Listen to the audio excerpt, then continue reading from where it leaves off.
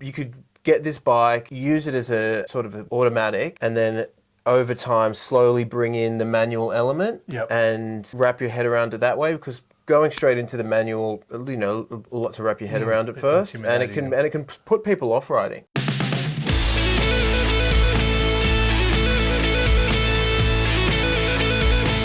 Welcome back to another episode of Bike Chats. We're here with Matt Mason and we've been riding the Honda CB650R with Honda's special E-Clutch.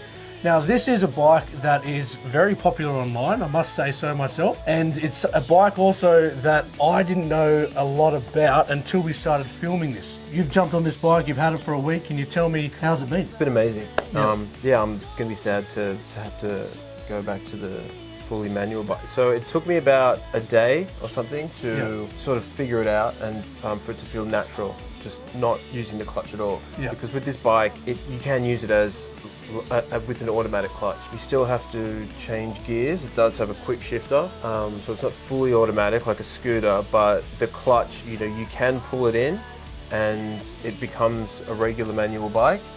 But if you don't want to, then you can just not touch the clutch, go down to first, and it's just works without a clutch, which is amazing for sort of short trips around the city, or if you're sitting in traffic, it gives your hand a bit of a rest. Did you find yourself kind of jumping on the bike? Because I feel like for me, I would jump on it and then go, I just go back to what I'm used to, because you've been riding for 15 years.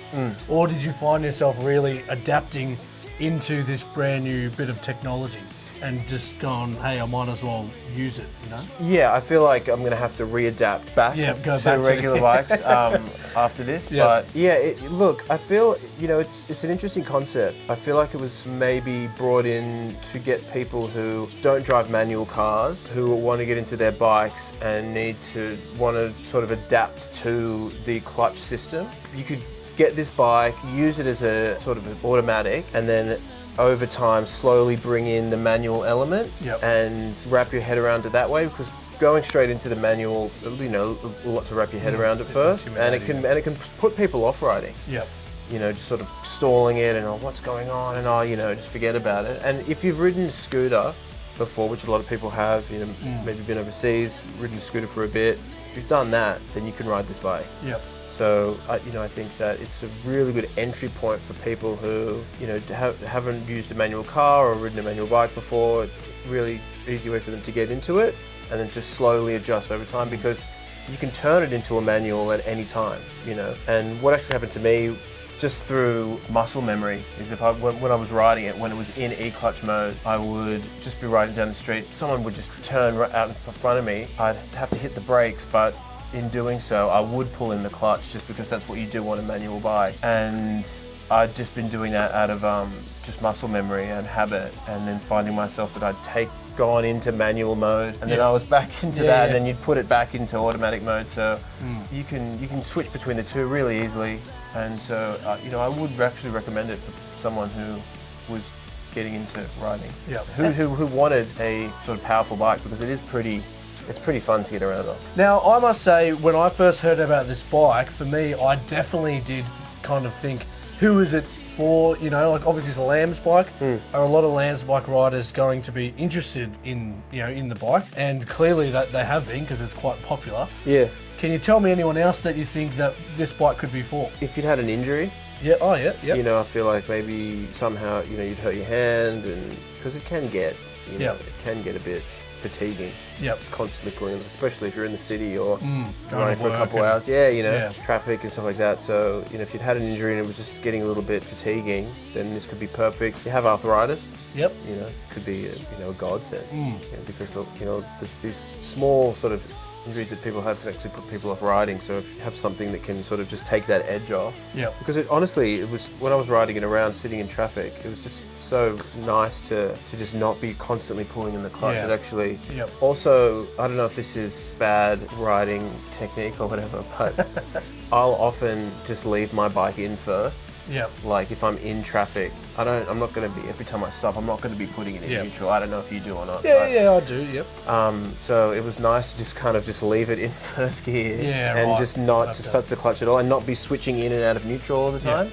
And that was just sort of just a bit more or relaxing, I suppose. Yeah, I did find that it can be a bit jolty. You know, if my wife I'd have on, sometimes I'd drop her off at work and stuff like that. And I did find that when I noticed the E-Clutch, like its negative points more when she was on the back, because you know, when you've got someone on the back trying to ride a bit more smoother or something like that, because you didn't have the clutch to sort of, when you hit the throttle, you can kind of hit it on, like, let's say 20%, and then you can use the clutch to sort of smooth that out. Whereas without the clutch, you would have to hit the throttle so smoothly, you know, in order to get like a smooth takeoff. Yep. Well, a benefit in that was that my throttle control, I feel like, might have improved. Yeah, like, okay. I'm sort of maybe when I go back, I'll be less sort of aggressive. Yeah, I get what you're saying, because you can kind of use the clutch to figure out how far you can get it, and you can, you know, ride it a little bit. It's a balance of the two. Yeah. If you just give it a quick jolt, it's going to jolt you forward, isn't it? So. Well, I did notice that there must be something in the computer system where if you do just hit it, it doesn't. Yeah. Okay. So, like, you know what I mean? Like, if you're sitting on it and you go like that, it's not going to give it full beams. Yeah. Okay. There's something in it that eases you into it. Yeah. Right. So you don't have to be worried about. Like, I thought when I first got, I thought if I'm sitting in traffic and I think I'm in neutral, just subconsciously, because, you know, I've not got the clutch in, and I go around like that just because I'm bored waiting for the lights, which I don't know if you do, but... Oh, definitely, mate. Yeah. You've seen me ride, what are you talking about? So I was sitting there but it happened to me. So I was sitting there and I was going, oh yeah, don't like that, and I went, oh, like that, but but only very subtly. Yeah, so... It's a way that the bike can kind of say, hey mate, like, I know I'm very advanced, but, you know, give me a little grow up, yeah. So yeah, there's some kind of safety thing built in there, so you don't have to worry about that. It is interesting to me because, you know, there are a lot of brands out there that are making fully automatic bikes. So Honda has made, obviously, a E-Clutch version and then a normal version. So it's $500 that splits the two. Yeah. So you've got $13,200 for the normal and then $13,700 for the E-Clutch. So really, you probably should just buy the E-Clutch version, and then you've got, you know, the best of both worlds. I would. Yeah, and I think, like, if we look at, you know, who we said that it's really for, you know, if it's someone that's an older fella who's just kind of come back into riding and wants to use it, or someone that's injured, and then a younger learner rider, like, it really makes sense, doesn't it? So, like, it's like, also when I was riding it around, I wasn't using exclusively the E-Clutch, but I'd go between the two depending on my mood or where I was going. Yeah. So it's just good to have as an option for sure. Yeah. So let's talk a little bit about the motor of the bike. Now, it's a 650cc Inline-four. How did you go with a passenger on the back? It was mad. Yeah. It's super fun to ride. I didn't get to take it on the highway, unfortunately, but you know, riding around the city is super nice. Like, I loved it. Felt really, really smooth. I would love to ride it with an exhaust, like a aftermarket exhaust. You can hear. I could feel that it would just sound phenomenal. You could feel the engine just was, you know. Yeah. Like the stock exhaust is trying to break off and. You know, 100%. Get an aftermarket in there. Yeah. But it was. I could see that, mate, when you're riding, and we're going over the Anzac Bridge. Really? Yeah. I did think it would be nice if we had something to, you know. Yeah. So I haven't heard it, but I know that it would sound phenomenal. Yeah, amazing bike, amazing handling. Yep. How'd you find the dash? Cool. Oh, it's not like, you know, I've never seen a bike with more technology. Well, I haven't ridden a bike with more. It's just, you know, you could customize, like, I don't know, like everything. Yep. You know, it's like, it has a little joystick that you can use to just get around. And I must bring up, I noticed that you put on a phone mount on the bar of the bike. What was the reason for that, Matt? Well, when I picked the bike up from Bikebiz, I put my phone in my jacket pocket, and it was a hot day, man. And then when we were going down the highway, Tommy actually, he goes, man, I looked in my rearview mirror and I saw something just fly. I thought it was a piece of paper flying out your pocket. And I was like, it's actually like my brand new phone. Yeah. I thought, oh no, here we go. I just rode straight to the phone shop to get a new phone. And I got a bollocking because I lost all my honeymoon photos. Oh, right. Well, I posted all the good ones anyway. So. Yeah, right. So how did you find the seating position on this bike? Pretty standard. Yep. Yeah. And you're a tall guy, right? Yeah, well, you know, I think it's a bit of an illusion. But yeah. So you're about 5'11", as you said, yeah. And I think anyone that 5'11" watching you and a half. And a half, right? Because I thought I was 5'11". You know, clearly a lot of people do. A lot of people. Yeah. That extra half an inch is what you need, you know. Yeah. So the seat height is about 85-ish centimeters, I think. 81. So 81. Yeah. So you found that. It's great. Yeah, it's pretty standard. Yeah. Yeah. The gear flashing indicator. So you'd be, you know, in third gear, slowing down at a red light, flashing at you, telling you to go down into 2 and then into 1. Or you'd be in 2, stationary, and it's telling you get down to 1, which, you know, it's just a good habit to get into. And even if you've been riding for long, you know, for a while, you can still find yourself in that situation where you're like, oh, you know, you're thinking about something else or something. And but that comes back to the, you know, entry. You know, if you're getting this bike as your first bike, which you know, a lot of people will be, that is a great tool because, you know, it's telling you what gear that you should be in for whatever speed you're at, and what's the optimal gear to be in. It's just, you know, you don't have to, but it's just a suggestion. And it's you're like, no, I'm not changing. I'm staying in 6 gear the whole ride. No, 6 gear flat out, man.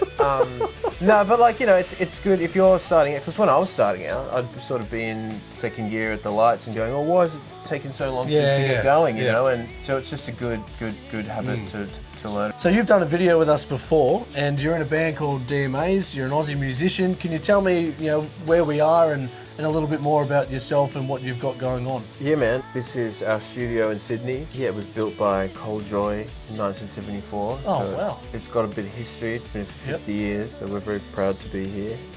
Working on a new album, album number 5. It should be out early 2026. We've got a few singles kicking around. Just kind of been in here, ticking along. Yeah, just sort of getting through it. Yeah. We've got around like 60 to 70 songs that we're kind of whittling down to get, you know, around 12 to 15 songs or something like that. So we're just going through that process. But yeah, it's been fun. Everything's going well. And one cool thing that you did tell me is that you're recording the album in London. Yeah, probably. Or parts of it. Yeah, I think so. Well, we might, similar to the last album, some of it was recorded in, you know, the States, some of it was recorded in London, some of it was recorded here, so we'll probably be doing that again. Yeah, cool. Yeah, everything's going cool. I'll show you some after. Yeah, sure. Would love to hear. All right, mate. Well, this has been another great video. We've had a great day. We've got good weather and good riding, you know. Yeah. So thank you for coming and being a part of it. Is there any other bike that, you know, you'd like to take for a ride and do one of these videos on? CB1000 SP. Oh, yeah, the new beast that everyone's been talking about. Yeah, let's do it.